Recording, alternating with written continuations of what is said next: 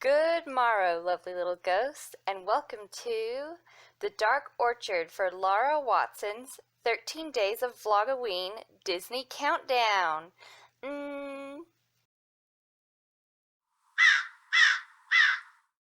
As was said in my intro, this is a Vlogoween video. More specifically, today I'm going to be doing a Tinkerbell inspired SFX look. Now, I'm not going to be doing this look exactly, I'm going to be doing my own thing, but I was somewhat inspired by this look by Jeffrey Thomas. Especially with the goggles, because I had already thought about doing the goggles. Actually, if you look back at another video, I wore the goggles and I did a punk Tinkerbell, but I never made a video on it. So maybe the storyline could be that Peter's gone and so she becomes more of like a scavenger rather than a tinker. So we're going to go with that and see where the makeup takes us. So without further delay, let's get started. And of course, the first thing I need to do is put some lipstick on because I hate being naked and I'm very naked right now. So lipstick. For Tinkerbell, I'm going to be using sort of a mauve color, and then I'm going to use Hell's Bells by Medusa's Makeup over top of it to give it a shine. So much better already. Then I'm going to use Hell's Bells for a little bit of sparkle. I feel like I should tell you that this was not in my Vlogoween plans. I actually had already filmed a video. This video was going to be making a poison apple inspired masquerade mask out of makeup on my face. I filmed the whole video and then I popped it into editing and I realized that it just didn't look good. It didn't look good at all. Even though the pictures turned out good, the video itself just didn't come across the same way.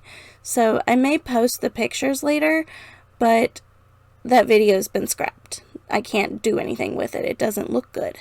Like, just visually, it looks weird. The colors were off because I did a lot of greens, and my camera hates the color green, so I didn't really like it. So I decided to do Tinkerbell instead, sort of in celebration of my newly remodeled bathroom, which is Peter Pan themed, and partially because I was going through different Disney characters and I happened upon this and was like, oh, Tinkerbell, that's something. So that's why you're getting Tinkerbell instead of a poison apple, but you would have never known. I just, for some reason, felt like I had to be honest with you anyway and tell you that you were going to get a different video, but I respect you, ghosts, and I wanted to give you a good video, a video that actually has a finished product that looks good. This is your video now. You would have never known, but now you know. Let me move this camera down just a little. Okay. Because you don't need to see the bump. You know the bump's there. The bump's up here. See? Bump, bump, bump. So, first things first, I'm gonna do my eyeshadow. I'm going to take the avocado green palette. I'm going to use the avocado green palette. And I'm going to use this dark green right here for the lid.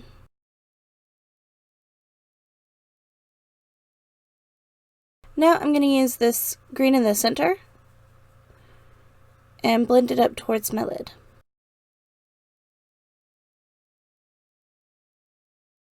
Okay.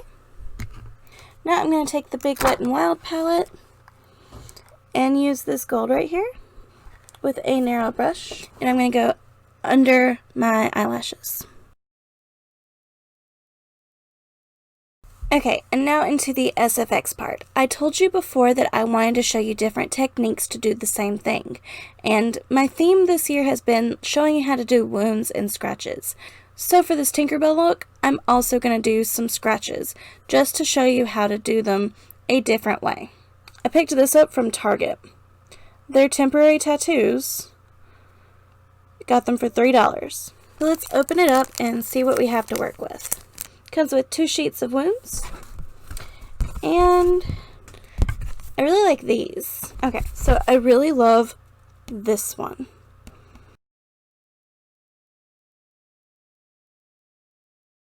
Okay, so I cut out these 2. And I think I'm gonna do this one just shy of the eye, going straight down the face.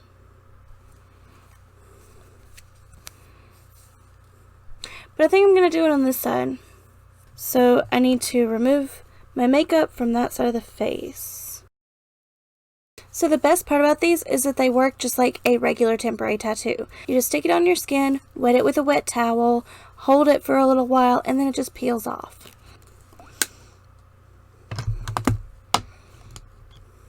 I just poured water on myself, but it's okay. It's just water. Okay, so I peel the cellophane off and put it where I want it. I'm gonna put it where that little bit is, right there at my eye, and go straight down my face, and then wet it. Just like that. And then I always take the wet towel and just kind of dab down on it. And poof! You have a fresh wound that looks deep in some places and not deep in others. And I think it's really cool. I used to play with these all the time in high school, and people would think I had cuts. Like, they're really convincing. So just to touch up that cheek a little bit, I'm going to take my concealer brush. My concealer brush. Dip it into my foundation. And just go around the spots that the cut is not. Okay. And this tattoo doesn't have much of a shine, but if your tattoo does have shine, you'll want to powder it. So just for the continuity's sake, I'm going to powder it. And then next, I'm going to use some scab blood to add a scab into the middle of it. And that way, if your tattoo had any cracks or anything in it, you've covered it up with scab blood and filled in those cracks. So next, I'm going to do my eyebrow trick. I'm going to take some purple school glue and put it on my eyebrows. Instead of doing what I normally do, and that's matching the hair to the eyebrows, I'm actually going to go in with a gold eyeshadow and put gold in my eyebrows like pixie dust. I'm going back into the Giant Wet n Wild palette, and I'm going to use that same gold that I used before.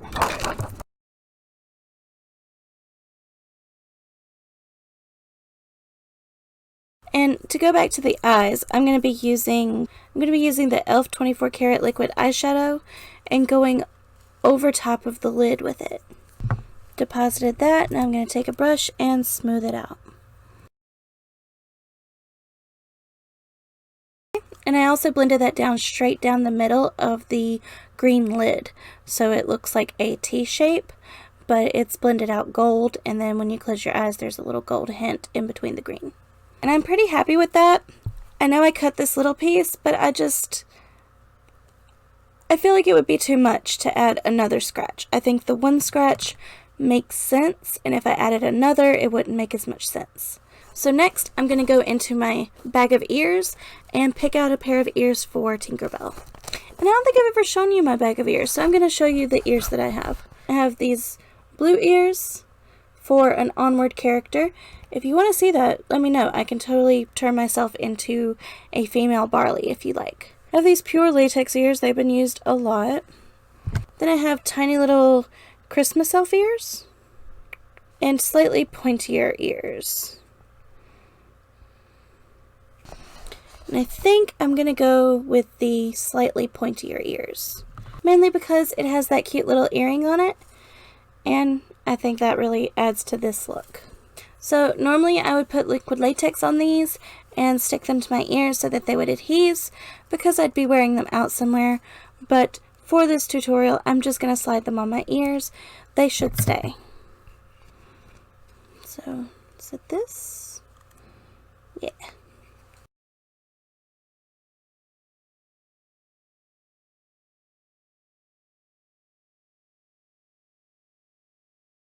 Alrighty, there's the ears. And I have this red feather. It's actually from Jason's Peter Pan cosplay. And I think I'm just going to stick it into her hair. There. And that sort of offsets the cut on this side and a feather on this side. Gives you a little red on each side so that you have a cohesive flow of something to keep your eyes busy. And fun story, you may have noticed these wings back here. Those are actually Tinkerbell's sister's wings. I made them 12 years ago, something like that, like a long time ago. And I never wore them. They're meant to sit down in a corset. However, the corset that I had did not fit me. I was distraught because it was a corset inside of a dress and it was going to be a Tinkerbell formal dress and it just didn't fit. I never fixed it and there they are and there they will stay. But Tinkerbell and her sister have identical wings. So those are the exact design as Tinkerbell's wings.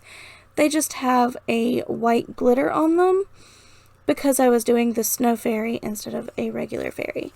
If I was doing Tinkerbell, I would have put gold glitter instead of white glitter. That's what those are, if you've ever wondered. I know this was a super short and sweet tutorial. However, I think it's something cute that you can just pull together. You can just pull like an army green shirt out of your closet, go as a punk Tinkerbell, and I think it would be a really cool costume. My nails have actually been chipping, and I left them chipping for the sole purpose of doing this video because I just thought it looked cooler for the nails to be chippy and not painted perfectly. I really put some thought into this once I realized that this is the video I wanted to do.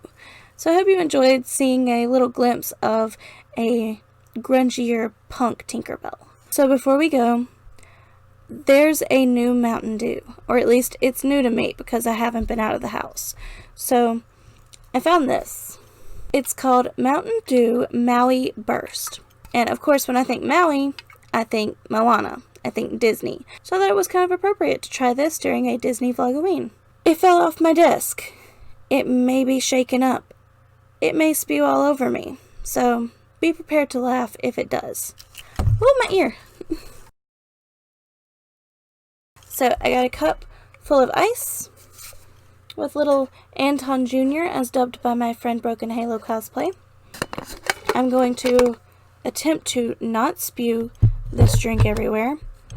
Pour a little into my ice and give it a taste. It's supposed to be pineapple flavored with other natural flavors, but let's be honest, it's Mountain Dew. There's probably nothing natural about it, but I do love the tikis and everything on it. Green tikis, very appropriate for Tinkerbell, and Maui Burst. Let's keep this away from the electronics. Oh, it didn't spew. Yay. It smells really good.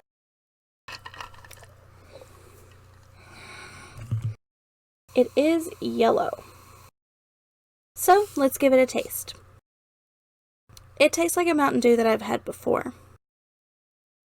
I can't pinpoint the flavor.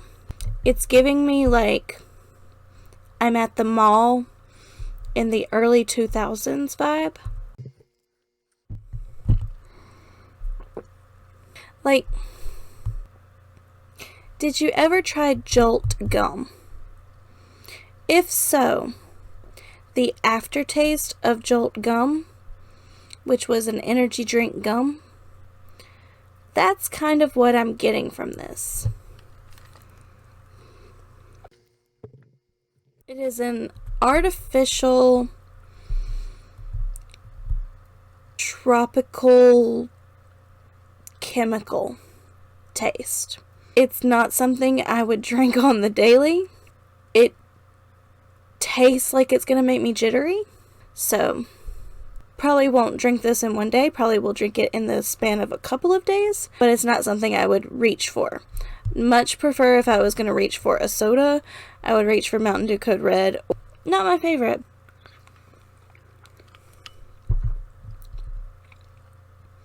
I'm not a fan of the chemical taste.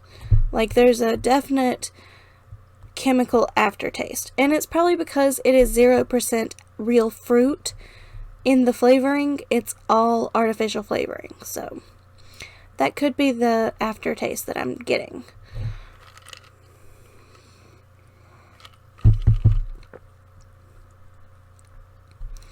If you like something kind of chemically and very sugary, it's good. And the tikis look cool, so you'd look really cool drinking it. But I'm not the biggest of fans.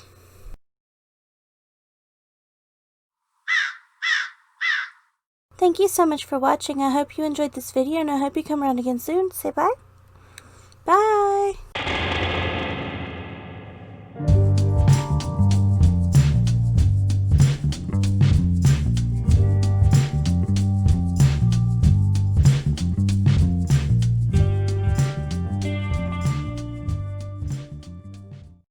See you real soon.